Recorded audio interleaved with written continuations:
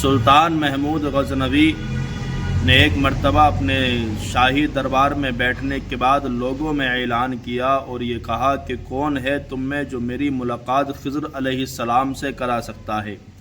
اتنا سنا تمام محفل میں تمام لوگوں میں سناٹا چھا گیا۔ وزیر بھی خاموش ہے، پورا یعنی مجمع خاموش ہے، سناٹا سا چھایا ہوا ہے۔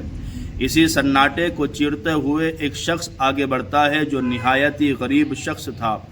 آگے بڑھنے کے بعد وہ سلطان محمود غزنوی سے عرض کرتا، حضور اگر آپ کی یہ اچھا اور آرزو ہے کہ آپ خضر علیہ السلام سے ملنا چاہتے ہیں تو میں آپ کی ملاقات ان سے کرا سکتا ہوں۔ سلطان محمود غزنوی ارشاد فرماتے ہیں، بتاؤ وہ کیسے کراؤ گے، اس کی صورت کیا ہے؟ تو اس غریب شخص نے کہا، حضور اگر آپ کرنا چاہتے ہیں تو آپ ہاں کہیں۔ کہا ہاں، میری ملاقات خضر علیہ السلام سے آپ کرا دیں۔ اس شخص نے کہا، غریب آدمی نے، کہ اگر آپ خضر علیہ السلام سے ملاقات کرنا چاہتے ہیں تو میری ایک شرط تو یہ ہے کہ مجھے تالاب پر جانا پڑے گا، اور تالاب پر جانے کے بعد 6 مہینے تک مجھے ایک وظیفہ پڑھنا پڑے گا، اور وظیفہ مکمل ہونے کے بعد میں تمہاری ملاقات خضر علیہ السلام سے کرا سکتا ہوں۔ سلطان محمود غزنوی نے اس کو ارشاد فرمایا، ٹھیک ہے، تم اپنا سارا ساز و سامان لو اور وہاں دریا پر چلے جاؤ، جانے کے بعد تم چلا کرنا شروع کر دو۔ وہ غریب آدمی پھر کہتا ہے، بادشاہ میری ایک اور شرط ہے۔ بادشاہ نے اب کہا، اب کون سی شرط ہے؟ کہا، شرط یہ ہے کہ میں تو چلا کاٹنے کے لیے 6 مہینے کے لیے دریا پر جا رہا ہوں، تالاب پر، مگر میرے بیوی بچے جو گھر پر ہیں، اگر میں چلا کاٹنے چلا گیا تو ان کی پرورش کا انتظام کون کرے گا؟ ان کے کھانے پینے کا انتظام کس کے ذمہ ہوگا؟ بادشاہ نے کہا تم فکر نہ کریں، تم چلے جاؤ، میں تمہارے گھر والوں کا 6 مہینے کے لیے پوری دیکھ بھال کروں گا، ان کا کھانا خرچہ میں ان کے گھر پر پہنچا دے کروں گا۔ غریب آدمی نے اتنا سنا اور سننے کے بعد سلطان محمود غزنوی سے اجازت مانگی اور دربار سے نکل جاتا ہے۔ نکلنے کے بعد جب وہ تالاب پر پہنچا اور دن گزرتے رہے، وہ وظیفہ پڑھتا گیا، اور جب وقت گزر گیا، دھیرے دھیرے جب وہ وقت آیا، یعنی 6 مہینے پورے مکمل ہو جاتے ہیں، تو سلطان محمود غزنوی نے اس کو بلانے کے لیے سپاہیوں کو بھیجا۔ سپاہی جاتے ہیں اور اس غریب آدمی کو پکڑ کے لے کے آئے۔ آنے کے بعد بادشاہ سلطان نے کہا کہ بتاؤ اب میری ملاقات تم خضر علیہ السلام سے کب کراؤ گے؟ اس شخص نے کہا، غریب آدمی نے، کہ آپ مجھے معاف فرما دے، میں جو وظیفہ پڑھ رہا تھا وہ وظیفہ پڑھنے میں مجھ سے غلطی ہو گئی اور وظیفہ میں نے الٹا پڑھ دیا ہے۔ تو کہا اب کیا کرنا ہوگا؟ کہا کرنا یہ ہے، پھر سے مجھے 6 مہینے کے لیے آپ اجازت دیں اور میں 6 مہینے پھر سے چلا کاٹنے کے لیے جاتا ہوں۔ سلطان محمود غزنوی نے اجازت عطا فرمائی۔ کہا جاؤ اور اپنے بچوں کی فکر نہ کرنا، میں تمہارے بچوں کی دیکھ بھال، ان کا کھانا خرچ میں ان کے گھر پر پہنچا دیا کروں گا۔ یہ شخص پھر تالاب پر چلا گیا۔ دھیرے دھیرے وقت گزرتا چلا گیا، پھر وہی 6 مہینے مکمل ہو گئے، یعنی پورا سال گزر گیا۔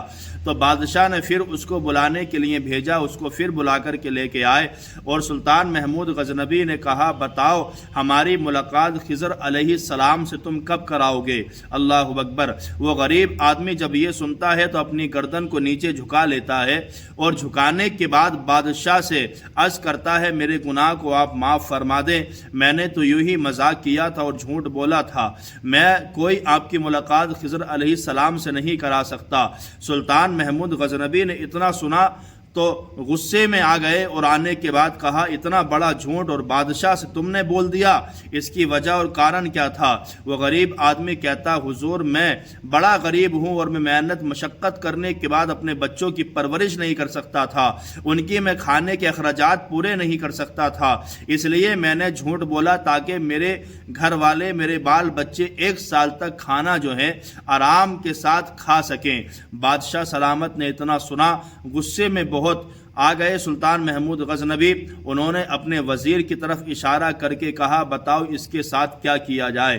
تو ان کے وزیر کو بھی ایک دم غصہ آیا اور آنے کے بعد سلطان محمود غزنوی سے اس وزیر نے کہا میں تو یہ کہتا ہوں کہ اس نے بادشاہ سلامت کے ساتھ جو ہے ایک دھوکہ کیا ہے، اور بادشاہ کے ساتھ دھوکہ کرنا یہ بہت بڑا گناہ ہے، اس لیے اس کی گردن کو مار دیا جائے، یعنی اس کو مار دینا ہی چاہیے۔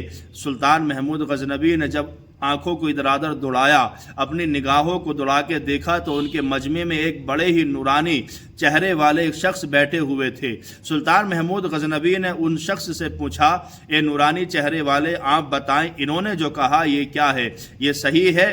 اس کے لیے یعنی جس نے جھوٹ بولا اس کے لیے یہ فیصلہ ٹھیک ہے؟ تو اس نورانی چہرے والے نے کہا ہاں انہوں نے جو کہا ہے، بادشاہ سلامت کے ساتھ جو دھوکہ کرے اس کو تو قتل ہی کر دینا چاہیے، انہوں نے صحیح کہا ہے۔ پھر بادشاہ نے اپنی نظر کو دوڑا کر کے دوسرے وزیر کی طرف دیکھا، اور دیکھنے کے بعد دوسرے وزیر سے بھی یہی پوچھا بتاؤ اس کے ساتھ کیا کرنا چاہیے؟ تو دوسرے وزیر نے کہا بادشاہ سلامت، اس کو مارنا، گردن کو مار دینا یہ کوئی سزا تھوڑی ہے، یعنی اس کو نہ مار کر کے اس کو کتوں کے حوالے کر دینا چاہیے، اور کتے اس کو نوچ نوچ کر کے کاٹ کاٹ کر کے کھا جائیں گے، اس کو تکلیف کا جب احساس ہوگا۔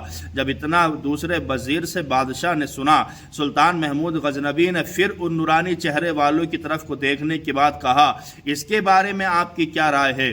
تو نورانی چہرے والے شخص نے کہا اس نے بھی صحیح کہا، اگر موت ایک دم اس کو دے دی جائے تو اس کو پتہ کیا چلے گا، کیوں نہ اس کو کتوں کے حوالے کر دیا جائے۔ جب بادشاہ نے اتنا سنا تو سلطان محمود غزنوی نے اپنے جو خاص ان کا ایک وزیر تھا جس کا نام ایاز تھا، اس کی طرف اشارہ کر کے کہا ایاز اب تم بتاؤ تم کیا کہتے ہو، اس شخص کے ساتھ کیا کیا جائے؟ تو ایاز جو بڑے اچھے اور کھلے مزاج کا انسان تھا، انہوں نے کہا بادشاہ سلامت اس شخص کو معاف کر دیا جائے۔ کہا کیوں؟ کہا اس کی وجہ یہ ہے کہ اس کی وجہ سے آپ کو اتنا اچھا نیک کام کرنے کو ملا ہے۔ کہا کون سا؟ کہا اس کے گھر والوں کو 1 سال تک تم نے پالا ہے، ان کو رزق پہنچایا ہے، کھانا کھلایا ہے، یہ کتنی بڑی نیکی تم نے کی ہے، تو اس لیے میں کہتا ہوں اس کے عوض اس کو معاف کر دیا جائے۔ سلطان محمود غزنوی نے پھر اس نورانی چہرے والے کی طرف کو دیکھا، دیکھنے کے بعد کہا اب اس کے بارے میں تمہاری کیا رائے ہے؟ تو نورانی چہرے والے نے پھر یہ کہا کہ ایاز نے جو کہا ہے یہ بات بالکل صحیح ہے، اس کو معاف ہی کر دیا جائے۔ اللہ اکبر! سلطان محمود غزنوی سے رہا نہیں گیا، اس نورانی چہرے والے کی طرف دیکھ کر کے کہا پہلے والے نے کہا گردن کاٹ لو، تم نے کہا ٹھیک ہے، دوسرے والے نے کہا کتے کے سامنے ڈال دو، تم نے تب بھی کہا ٹھیک ہے، اور ایاز نے کہا اس کو معاف کر دیا جائے، تب بھی تم نے کہا ٹھیک ہے، یہ تینوں باتیں ٹھیک کیوں کہتے رہے؟ سلطان محمود غزنوی نے جب اتنا کہا تو نورانی چہرے والے نے کیا جواب دیا، اس جواب کو آپ بغور سماعت فرمائے۔ آج دنیا میں اگر دیکھا جائے تو لوگوں کی اصلیت جو آتی ہے، لوگ جو ہوتے ہیں وہ ان کے خاندان ہی کی طرح ہوا کرتے ہیں۔ آپ نے دیکھا ہوگا بہت سارے لوگ ایسے ہیں جو بڑے ہو گئے دیکھنے میں، مگر ان کی سوچیں وہی چھوٹی کی چھوٹی ہیں۔ نورانی چہرے والے نے بڑا اچھا اور پیارا جواب دیا، کہا بادشاہ سلامت تم کو معلوم نہیں ہے، یعنی یہ جو پہلا والا وزیر تھا جس نے کہا تھا کہ اس کی گردن کو مار دینا چاہیے، اس کے آب و اجداد جو ہیں وہ کسائی ہیں، وہ بکرا کاٹنے کا کام کیا کرتے ہیں، ان کو موڑی کاٹنے کے علاوہ کچھ نہیں آتا، اس لیے انہوں نے جو رائے دی وہ گردن کاٹنے کی رائے دے دی۔ کہا پھر دوسرا وزیر جو تھا اس کے آب و اجداد جو تھے بادشاہوں کے محل کے اندر کتوں کی رکھوالی کیا کرتے تھے، کتوں کو سنبھالا کرتے تھے، اس نے بھی اپنے آب و اجداد کی طرح جو ہے اس نے جو ہے وہ رائے پیش کی کہ کتوں کے سامنے ڈال دیا جائے، تو میں تو ان کی رائےوں کو صحیح کہہ رہا تھا۔ کہا پھر ایاز کے بارے میں کیا کہتے ہیں؟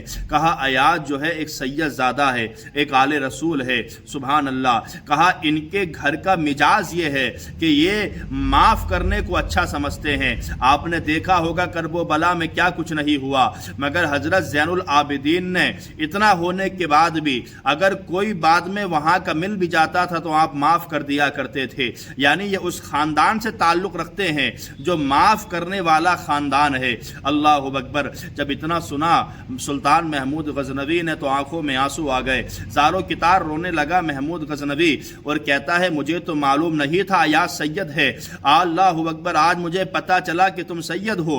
ایاز نے اتنا سننے کے بعد وہ بادشاہ سلطان محمود غزنوی سے ایاز کہتے ہیں کہ اگر تمہیں آج پتہ چل ہی گیا ہے اور آج اس راز سے پردہ اٹھ ہی گیا ہے کہ تمہیں جب یہ پتہ چل گیا کہ میں سید ہوں، آل رسول ہوں، اب ایک سچ سے اور میں پردہ اٹھانا چاہتا ہوں۔ کہا وہ کون سا سچ ہے؟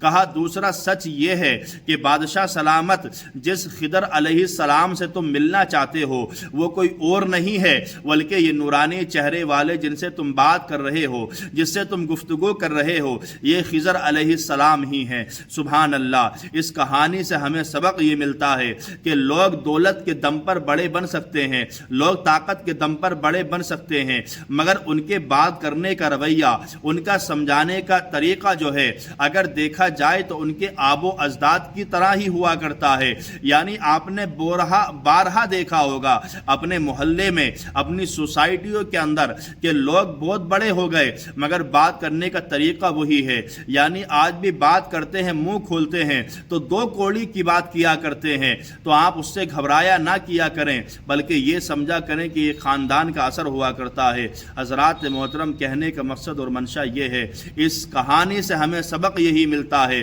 جن کی سوچ اچھی ہوا کرتی ہے اور جو معاف کرنے والے لوگ ہوا کرتے ہیں، ان حضرات کا اور ان لوگوں کا دل بہت بڑا ہوتا ہے جو معاف کرنا جانتے ہیں، کیونکہ اللہ کے نبی سرور کائنات صلی اللہ تعالی علیہ وسلم ارشاد فرماتے ہیں اگر آپ کسی کو دنیا میں معاف کر دیتے ہو، یعنی آپ طاقت رکھتے ہو بدلہ لینے کی، آپ طاقتور ہیں، سامنے کمزور ہے، آپ جانتے میں اس کو مار بھی سکتا ہوں، اس کو ساتھ جو چاہوں کر سکتا ہوں، اگر اس کے باوجود بھی آپ اس کو معاف کر دیتے ہیں تو سرکار مصطفیٰ صلی اللہ تعالی علیہ وسلم ارشاد فرماتے ہیں اگر ادھر بندہ اس کمزور بندے کو معاف کرتا ہے تو کل میدان محشر میں رب تبارک و تعالی اس بندے کو اللہ تبارک و تعالی معاف فرما دے۔